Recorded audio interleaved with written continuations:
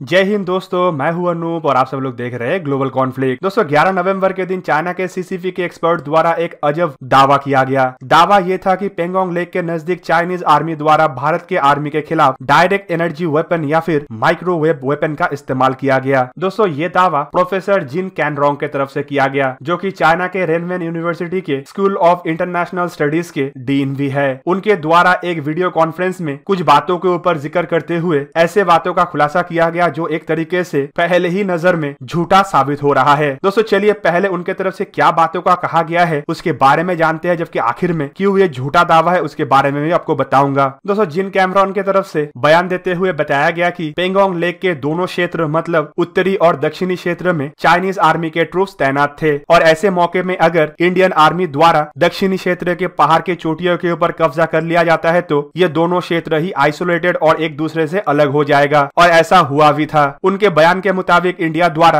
दक्षिणी क्षेत्र के पहाड़ी के चोटियों के ऊपर अपने ट्रूप्स भेजा गया था और ट्रूप्स के कब्जे में ये पहाड़ी चोटी भी आ चुका था, और ऐसे मौके में चाइनीज आर्मी के लिए एक डेंजरियस सिचुएशन बन चुका था। चाइना के वेस्टर्न थिएटर कमांड के ऊपर काफी ज्यादा प्रेशर था क्योंकि ये हिल काफी ज्यादा इंपॉर्टेंस था, जबकि इससे ज्यादा प्रेशर तब बढ़ गया जब वेस्टर्न थिएटर कमांड की तरफ से यह भी निर्देश दिया गया कि किसी भी तरीके का कोई भी बुलेट्स का इस्तेमाल नहीं किया जाएगा। और उनके मुताबिक उस समय चाइना के पीएलए द्वारा एक बहुत ही बेहतरीन आइडिया के तहत माइक्रोवेव वेपन या डायरेक्ट एनर्जी वेपन इस्तेमाल करने का डिसीजन लिया गया। उनके मुताबिक इस तरीके के माइक्रोवेव वेपनों को पहाड़ के निचले हिस्से में तैनात किया गया और वहां से एनर्जी बीम को पहाड़ के चोटियों तक पहुंचाया गया, जिससे 15 मिनट के अंदर पहाड़ के चोटियों का टेम्परेचर इतना ज्यादा बढ़ गया कि इंडियन सोल्जर वहां पे टिक नहीं पाए और वापस पीछे हट गए। और उनके मुताबिक ऐसे चाइनीज आर्मी द्वारा उस एरिया के ऊपर फिर से अपना कब्जा वापस लिया गया। पर दोस्तों उनके इन बयानों के बाद मैं आप लोगों के सामने कुछ ऐसे तथ्य रखूंगा जिसके बाद आपको पता चल जाएगा कि क्यों ये बयान सरासर झूठा और मनगढ़ंत है। क्योंकि चाइनीज एक्सपर्ट के तरफ से जिस तरीके का घटना के जिक्र किया गया वो फिजिकली पॉसिबल नहीं है। पूरा एक पहाड़ के चोटी को गर्म करने के लिए और इतना गर्म करने के लिए कि वहां पे सोल्जर टिक ना पाए, बड़े आकार के माइक्रोवेव वेपन का जरूरत होता। और इस तरीके के माइक्रोवेव वेपन अगर चाइना के पास है भी तो इसे उस एरिया में पावर सप्लाई के लिए बड़ा पावर सोर्सेस और बड़ा इंफ्रास्ट्रक्चर का भी जरूरत होता। दोस्तों आपके जानकारी के लिए बता दूं कि दक्षिणी पेंगोंग लेक और उत्तरी पेंगोंग लेक के नजदीक इंडियन स्पाई सैटेलाइट और इंडिया के स्पाई ड्रोन द्वारा नजर रखा जा रहा है, और चाइना की तरफ से अगर ऐसा कोई भी हरकत किया गया होता तो इंडियन आर्मी के नजर में ये आ चुका होता। और दोस्तों ये इतना रिमोट एरिया है कि चाइना द्वारा अचानक से कुछ दिनों के डिसीजन के बाद ही उस एरिया तक इतना बड़ा हथियार या इतना बड़ा पावर सोर्सेस को लाना भी पॉसिबल नहीं है। और जिस तरीके से चाइना द्वारा दावा किया जा रहा है इससे तो यही लगता है कि चाइना अपने फेस सेविंग के लिए अब नया प्रोपेगेंडा के तहत आगे बढ़ रहा है। चाइनीज आर्मी इंडियन आर्मी के हाथ मार खाने के बाद और अपने जवानों के कैजुअलिटी के बाद अपने फेस सेविंग के लिए हर तरीके का हरकत कर रहा है। एक तरीके से अपने जनता के अंदर आर्मी के छवि को ठीक करने के लिए चाइना के कुछ एक्सपोर्टों की तरफ से इस तरीके का प्रोपेगेंडा किया जा रहा है कि उनके पास आधुनिक हथियार है और वो भारत को इस तरीके का हथियारों के दम पे पीछे धकेल सकता है। पर असलियत अगर देखे तो चाइनीज ट्रूप बर्फीली एरिया में टिक नहीं पा रहे हैं और बेहतरीन इंफ्रास्ट्रक्चर होने के बावजूद आए दिन चाइना का कैजुअलिटीज भी हो रहा है। इवन गलवान घाटी में जो घटना हुआ था उसमें भी चाइना के कई सैनिक मारे गए थे और रिपोर्ट तो ये भी है कि उन्हें सम्मान भी नहीं दिया गया और चाइना द्वारा पूरा का पूरा मुद्दे को छुपा ही दिया गया। इवन इसके अलावा रिपोर्ट तो ये भी है कि हाई ऑल्टीट्यूड में चाइना के जो ट्रूप्स को भेजा जा रहा है वो पहुंचने से पहले ही बीमार पड़ रहे हैं और ऑल्टीट्यूड सिकनेस की वजह से टिकना तो दूर का बात, बहुत सारे सैनिक उस एरिया में जाना भी नहीं चाहते हैं। इवन भारत के साथ झड़प के बाद चाइना के अंदर तो सैनिकों का कमी भी हो रहा है क्योंकि अब चाइना के साधारण लोग सेना में शामिल भी नहीं होना चाहते। तो दोस्तों वीडियो के आखिर में मैं आपको बताना चाहता हूँ कि अगर आपको नोटिफिकेशन नहीं मिल रहा है तो डिस्क्रिप्शन में दिया हुआ लिंक के द्वारा आप टेलीग्राम ज्वाइन कर सकते हैं, जहां पे आपको तुरंत हर एक वीडियो का नोटिफिकेशन मिल जाएगा। तो दोस्तों ये था आज का वीडियो। अगर आपको वीडियो अच्छा लगा तो इसे लाइक कीजिए और मेरे चैनल को सब्सक्राइब कीजिए और साथ में बना हुआ बेल आइकन को भी प्रेस कर दीजिए ताकि आप मेरा वीडियो देख पाए सबसे पहले। जय हिंद।